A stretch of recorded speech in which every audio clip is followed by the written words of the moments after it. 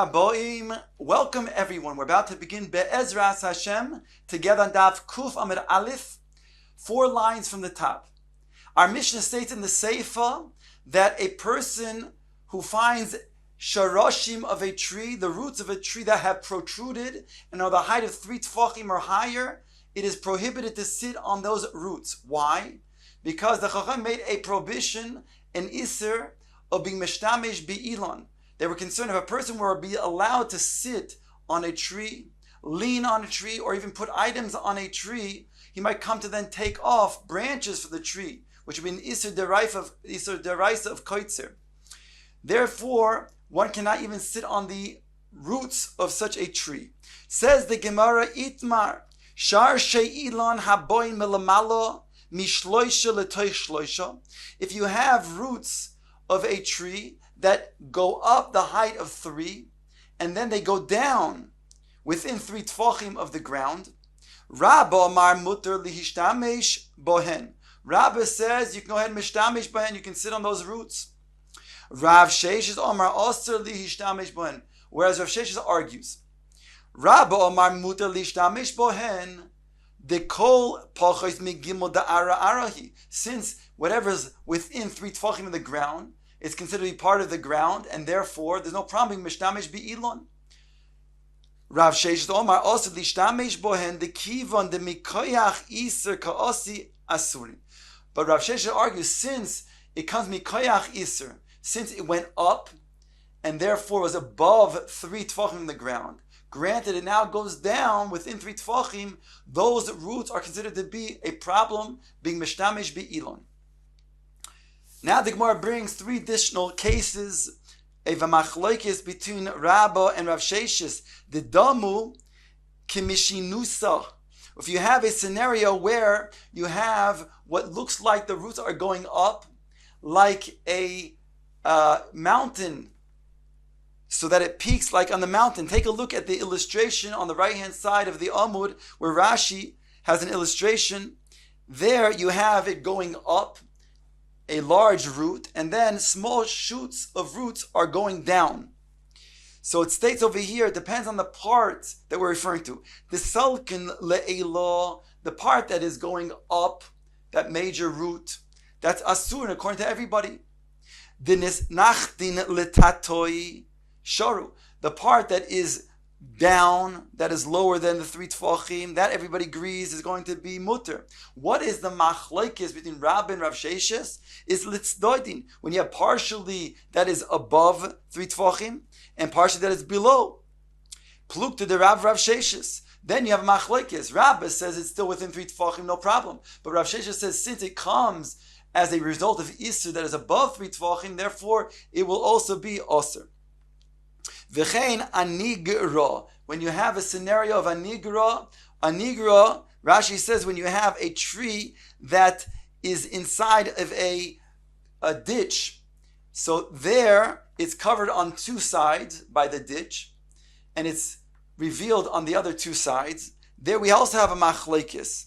There, do we then count the 3 tfachim from the very bottom of the ditch? Or do we say, no, it goes from above where the ditch ends, that's where we count the 3 tfachim? So according to Rabbah, we count from above the ditch. And therefore within 3 tfachim over there is permissible. Whereas Rav Sheshes says, no, since you count from the bottom of the ditch, therefore that would be prohibited. V'chein, a third scenario where they argue is Bekaren Zav, where you have a tree that is in the corner of 2 walls, so that you have 3 parts of the tree that is being concealed, and only 1 part is revealed. So again, you have the same machlokes, where Rabbah says that you would count the area that is above the tree to be the 3 tfachim, and according to Rav Sheshes, you would count from the bottom of where the tree begins of the ground. Says the Gemara, dikla dahavala Abaye, if you have a decal tree that Abaye had in his house that protruded through the roof. In other words, there was an aruba, there was a skylight that the decal tree then went above and therefore within 3 tfachim it stopped on top of the roof. V'havasolik be'ipuma, so went through the skylight. And now there's a question: can you use the area that is above the skylight, which is within 3 tfachim? Also, lekamed Rav Yosef v'sharle. Abai asked Rav Yosef, and Rav Yosef said it's permissible. It's permissible to use that area above the skylight, which is within 3 tfachim. In other words, since the whole area beneath the skylight is concealed, so when you're on from the perspective of the roof, therefore you can use the area that is above the roof, which is only within 3 tfachim.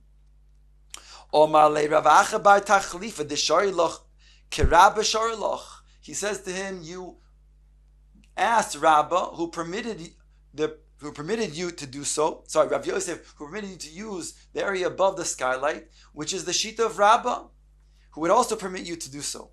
Says Gemara Pshita. Of course, what is Rav Acha bar Tachlifa coming to add? Of course, this is the same Shita of Rav that we saw earlier.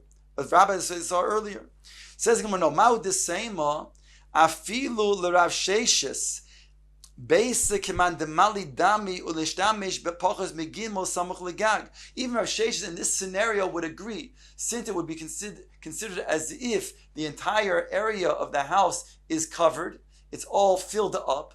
Therefore, you only have the area that is above the gag within 3 tfachim. So even Rav Sheshes would agree over here with Rabbah that you can use this area of the decal tree because it's less than 3 tfachim above the skylight. And says the Gemara, Kamash Malan. However, we come to hear otherwise. Even Rav Sheshes in this scenario would say it was prohibited, since it again is revealed from the bottom.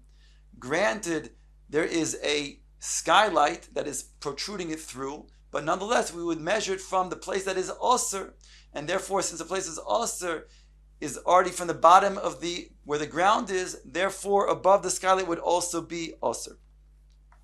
Tanan, the Gemara brings our Mishnah Sharoshov Gevoyim min haaretz gimel tfachim lo yeshev aleim.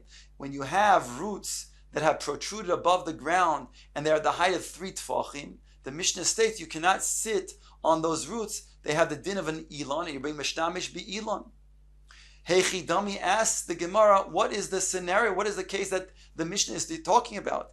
Ida lo yahadri kaifi pshita. If it did not go and bend back, then it is pashut that you cannot go ahead and use that because it's above 3 tfachim. 3 tfachim are above from the ground. Certainly, it's not lavud, and it would be asur.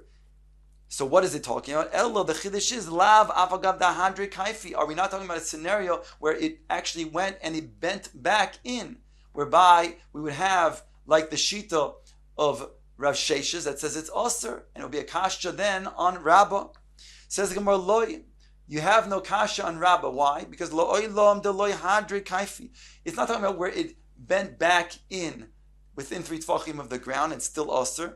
The whole kamash malan, our mission is coming to teach us a chiddush, even though it did not bend back, that afaga ditzidoi echod shavel aretz. Even if one side of the root is going to be shavel aretz because it's higher, that area of the ground is higher, so it's equal to the root. But since the other side is lower, and you have 3 tfachim or more from the rest of the ground, therefore it's usher to sit on such a root. The Gemara now brings a brayso tonu rabbanon. Shar she'ilon shegvoyin min haaretz gimel tfachim, or sheyesh chalal tachteim gimel tfachim. If you have roots of a tree that are of the height of 3 tfachim, or there is a chalal, there's an empty space underneath it, 3 tfachim,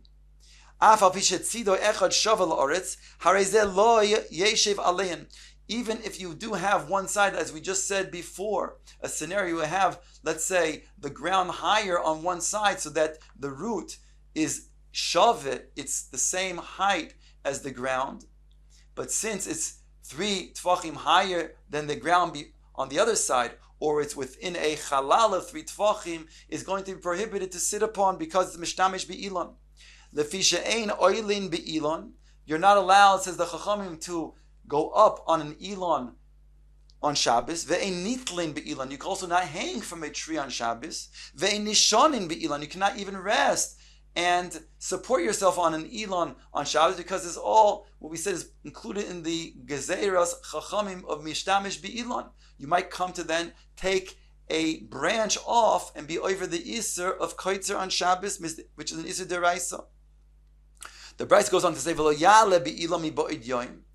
And you cannot go up on a tree before Shabbos, v'yeshev sham, and sit over there,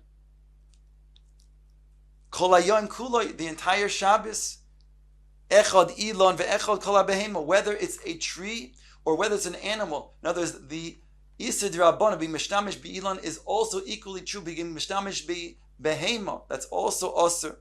You cannot go ahead and lean on a behema. Aval bor, the Brisa concludes, but when it comes to a pit or a shiach, which is a ditch, umara v'geder, or a cave, or a fence, mitapes v'oile mitapes v'yorid v'afilu hein meya amo. You can go to and climb up and down, even if it's going to be a height of 100 amos. Now the Gemara brings a brisa, Tani Chada. One brisa teaches im ola mutar lered. If you went up, then it's mutar to come down.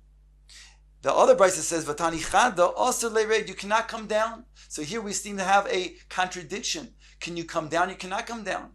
One brisa says yes, one brisa says no. Says the Gemara, lo kashyo kan mi ba'odyom kan mishachashecha. When it was mi ba'odyom that he went up on Erev Shabbos, then he's allowed to come down. But if he went up on Shabbos, then we say, we knas him, you have to remain up there, we won't let you come down. Alternatively, you can say, ha v'ha mishachashecha. Another way to miyashev the brisa is by saying they're both talking about mishech hashecha. If they're both mishech hashecha, why can one you go down and the other one you cannot? When he went up bishoygeg on Shabbos, then we allow him to come down. But when he went up b'mezid, when we knas him, we don't say you cannot come. You can say you cannot come down. Alternatively, ha bishoygeg. Both brides are talking about bishoygeg. What is then the resolution? Here,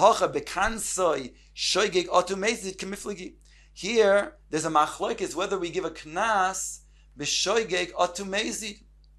Mar saver kansinon, mar saver lo kansinon. Rav Huna b'red Rav Yoshua.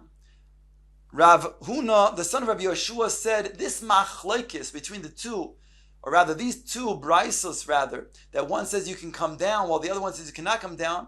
He suggests it's a machlokes tanoim kitanoi.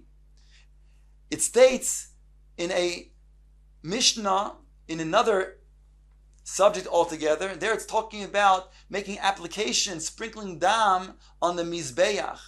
And it says it like this, Hanitonin b'matana achas, shinisarvu b'nitonin b'matana achas. If you have a blood that is supposed to be sprinkled, supposed to be placed on one side of the Mizbeach, and it got mixed with another carbon that was supposed to be placed on one side of the Mizbeach. For example, a carbon for a Bechor, that has one placement on the Mizbeach, on one side of the Mizbeach, and that was mixed with another carbon of a Bechor. So what should you do now that they got mixed? Says the Mishnah, Yenasnu b'matana achas. Then you place that mixed blood on as one application on the side of the Mizbeach. Matan dalid, if you have a carbon that really requires an application on four walls of the Mizbeach, which really is two corners, which has two walls on each corner. So then what should you do if those two carbonates were mixed? For example, a carbon oila was mixed with a carbon shlomim, both require four different applications.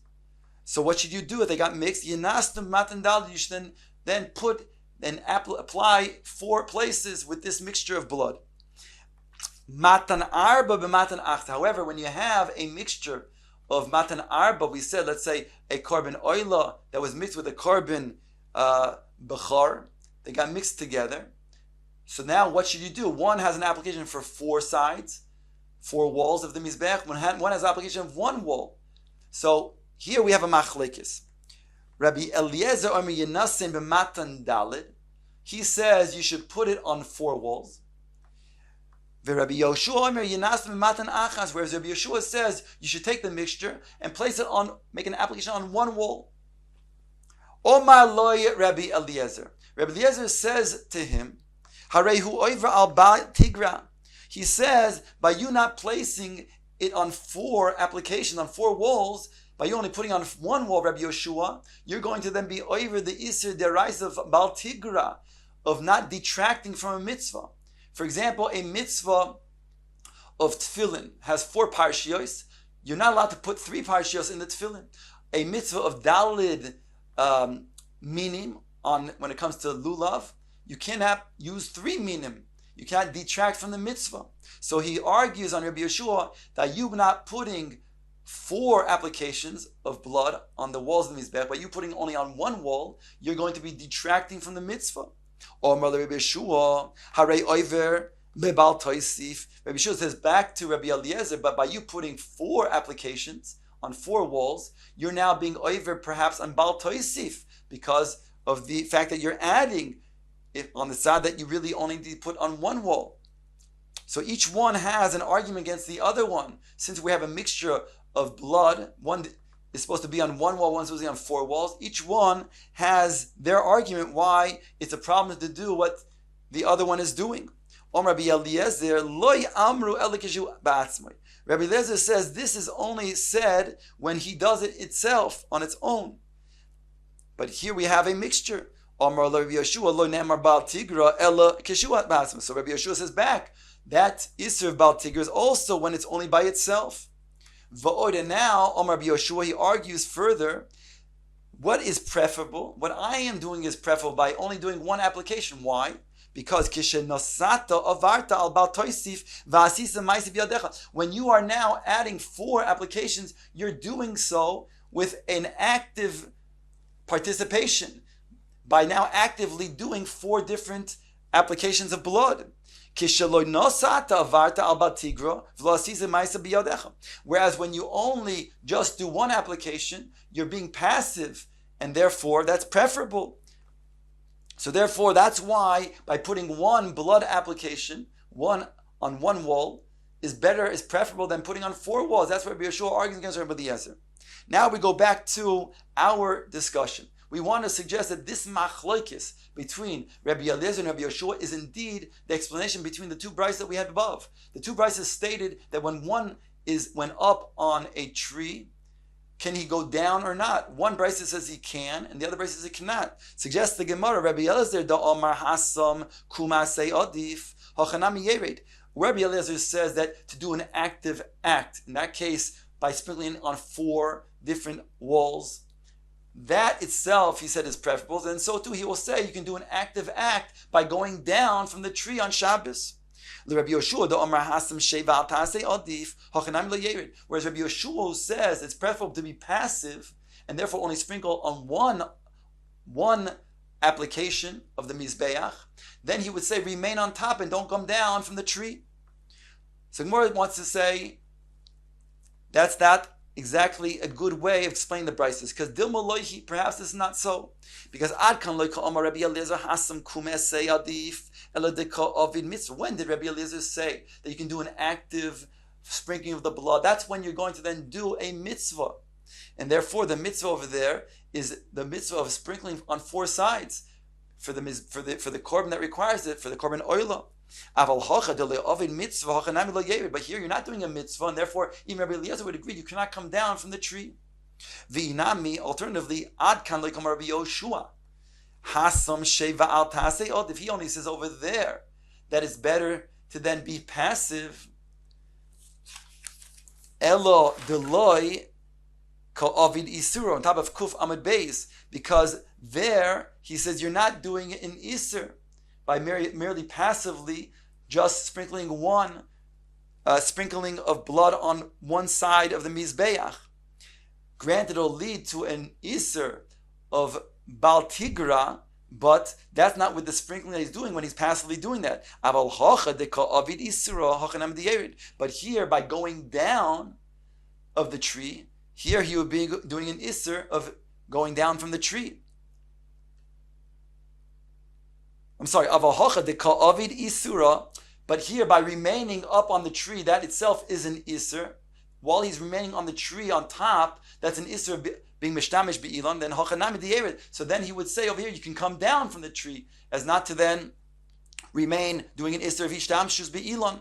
So he would allow you to be active and come down from the tree.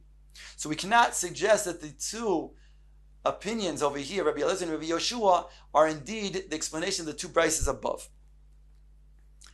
Says Gemara Vayter Tani Chada, we have one brisa that teaches Echad Ilon Lach ve'Echad Ilon Yavesh. Whether it's a Ilon that is moist or an Ilon that is dried out, it's not growing anymore, it's still an Isser of Mishtamesh Be'ilon.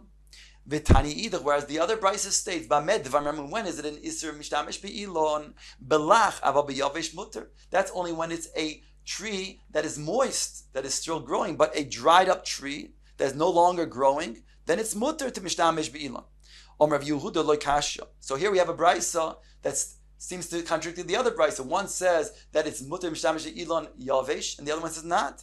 Answers the Gemara, Rav Yehuda lo kasha kan mikishegizoi machlif kan mikishegizoi she'en gizoi machlif. The difference is when you have a tree that is Yavesh, so if it will then regenerate itself, that means that the trunk will regenerate itself, then it's also to be Mishtamish Be'ilon. Whereas the other Bryce is talking about when it cannot go ahead and regenerate itself.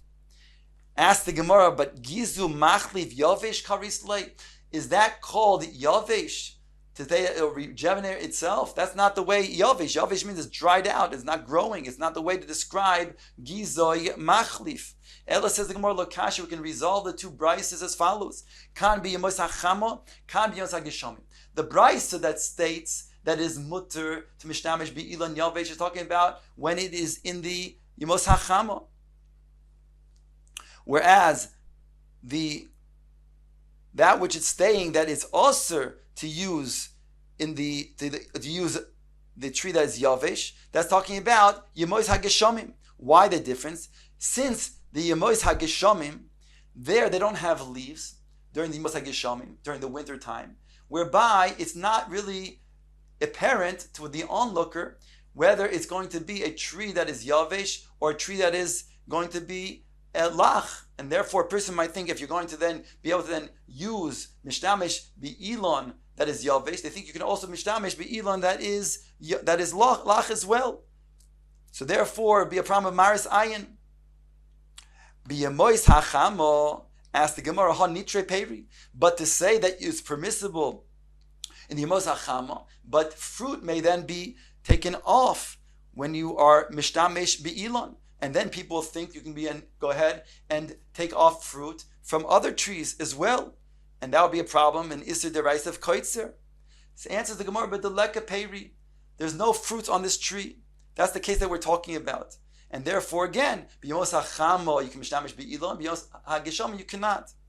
Ask the Gemara, V'Hoka Natri Kinsi, granted there's no fruit on the tree, but you can take off twigs from the tree, and therefore you might think you can take off twigs from a tree that is Lach, which is an Isser Deraisa of Koitzer.